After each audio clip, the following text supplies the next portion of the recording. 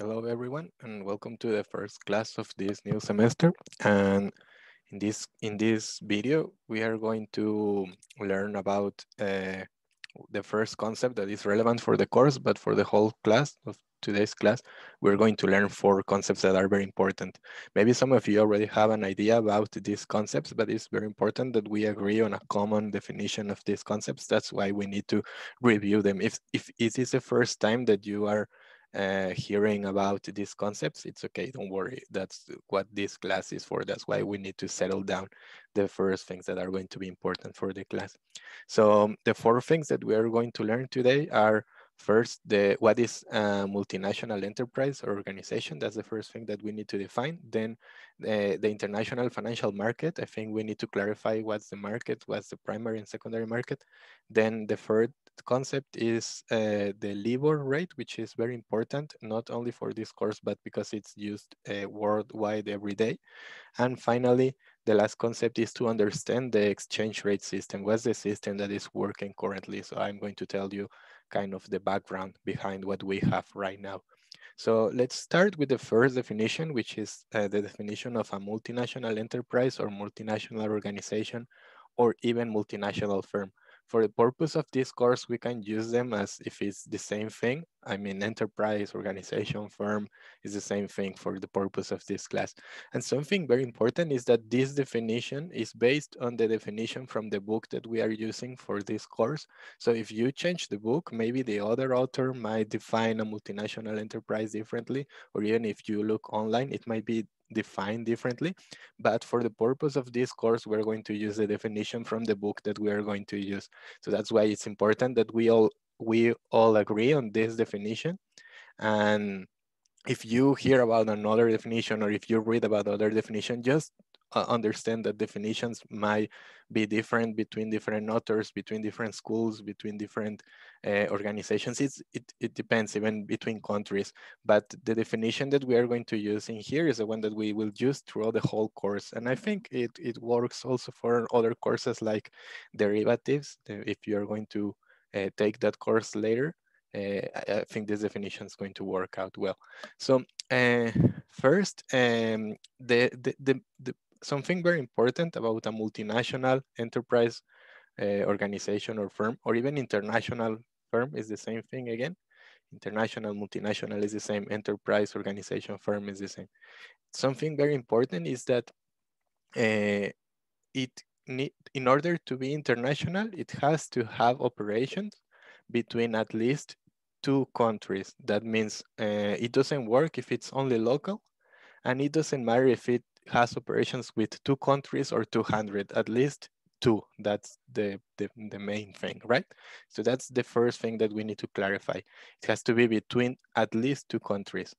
Then the other thing that we need to define, and this is when it can get tricky, is what do we mean with operations? Because I think if we think about a multinational enterprise, the first thing that comes into our minds is maybe Walmart, because Walmart has branches almost everywhere in the world, or McDonald's, for example. McDonald's has branches almost everywhere in the world.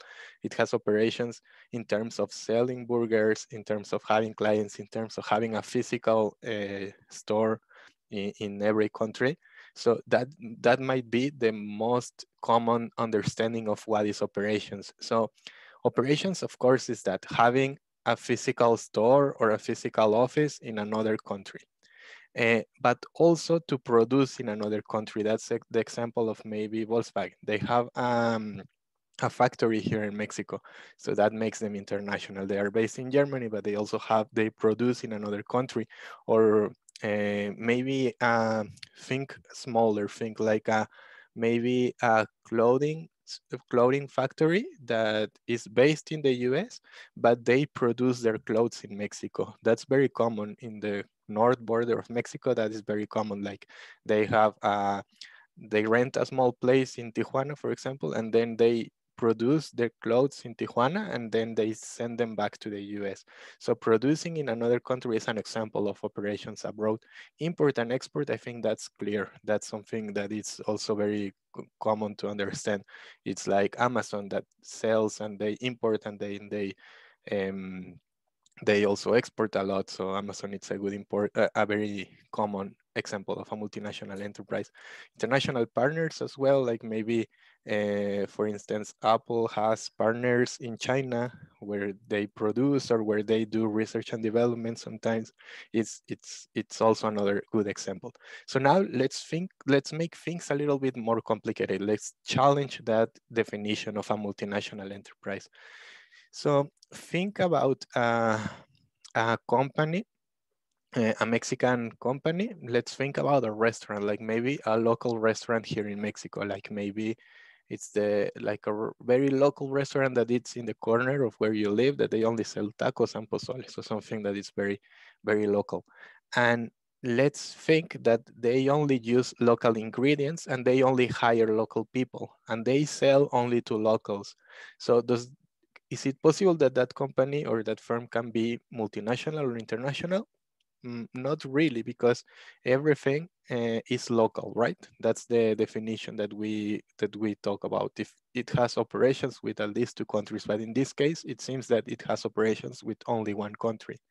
Now let's think a bit different. Think about a restaurant, also maybe in Guadalajara, but think about this restaurant as an Italian restaurant. And this Italian restaurant um, uses only ingredients from Italy. So they import the sauces and the ingredients to cook the food. If that is the case, what do you think about this company? Is it multinational?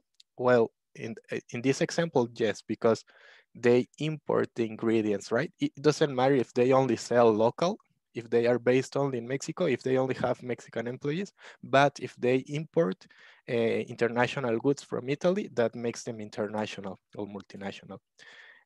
Another example, and this one can be a little bit tricky. Now think about another restaurant, like maybe a Colombian restaurant that they only use local ingredients and they only sell to locals here in Guadalajara, but their chef is from Colombia. That's a very good question.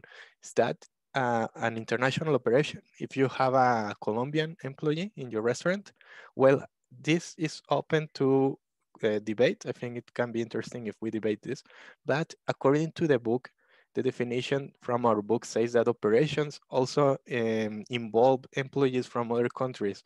So in that case, that Colombian restaurant who has a Colombian chef is international because it has an international person in the restaurant. That's a very interesting case, right? Because everything is local except the chef, but because the chef is international, then it makes them international. It has the author justifies this thing, this decision, because he says that what defines international operations is if there are like responsibilities, international responsibilities in this case.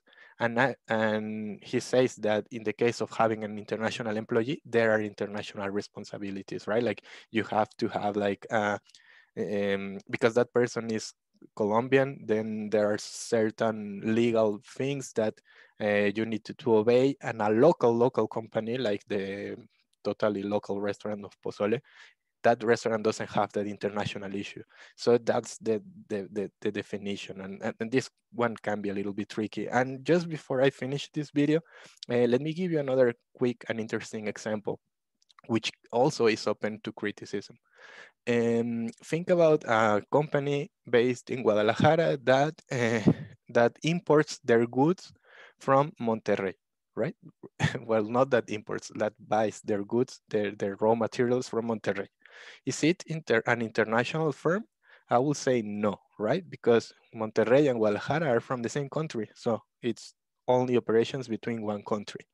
But think, what if this company uses Chinese raw materials, but they don't import directly the goods from China. Instead, the company in Mazatlan, for example, imports the goods, and then this company sells the goods to the company in Guadalajara. So the question is, this company from Guadalajara, is it local or is it multinational? So the case is, China sends the materials to the company in Mazatlan, and then from Mazatlan to this one in Guadalajara. So the answer, according to the definition again, is that this company, Guadalajara, is local. And why is that? And it's open to criticism. I think I also don't agree entirely, but the author says that it's local.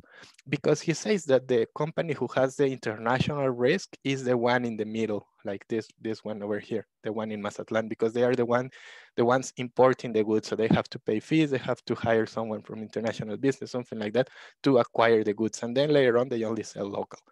And this one, it's only interacting with local companies as this one in Mazatlan. They don't interact with the Chinese firm. So according to the definition from the book, it's not a multinational company, it's a local company. But I think I will criticize a little bit this definition, because if we think about the kind of the main idea of the author behind this, that it says that if the company is only local, if they don't have this kind of risk or international issues, I will disagree in this case, because imagine that something happens with China, like what happened last year with coronavirus, and they can't send their goods. This company will be affected somehow. Like, even though there is an intermediary, this company will be affected.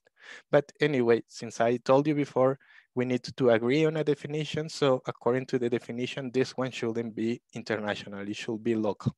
Everything in social sciences is open to criticism, I would say. That's why we have this kind of issues. And the example that I just gave you are very kind of weird examples, just to kind of challenge the definition and to illustrate it better. But I think during the homeworks activities and even in the exam, it will be easier to understand and to justify why a company might be multinational or not.